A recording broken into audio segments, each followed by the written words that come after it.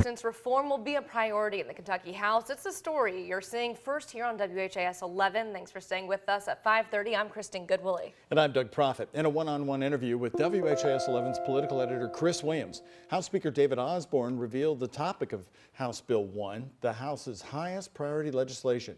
Here's what we know from the Capitol.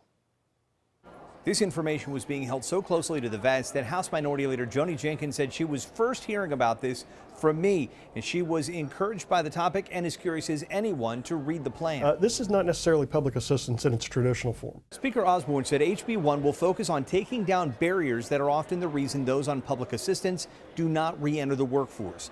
Leader Jenkins said she'd been in talks for months with majority members on items such as the so-called benefits cliff. But legitimately, there are, people will lose health care when they reach a certain income level, and we can't allow making a little bit extra money to cost somebody a lot of money. We've got to give people some flexibility in how to manage themselves and their families back into the workforce.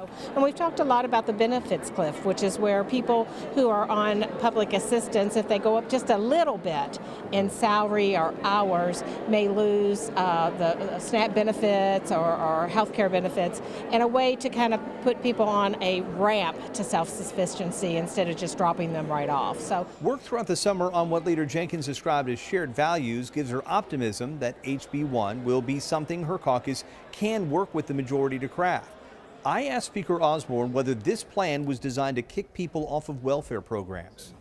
No, it does not push people off of welfare. It helps people get off of welfare into the workforce. The plan is still being finalized. Speaker Osborne said he expects it to be filed in the next week or so. HB 2, he says, will be a human trafficking bill that lawmakers are crafting with the Attorney General, and HB 3 will be a form of tort reform. At the Capitol, Chris Williams, WHAS 11 News.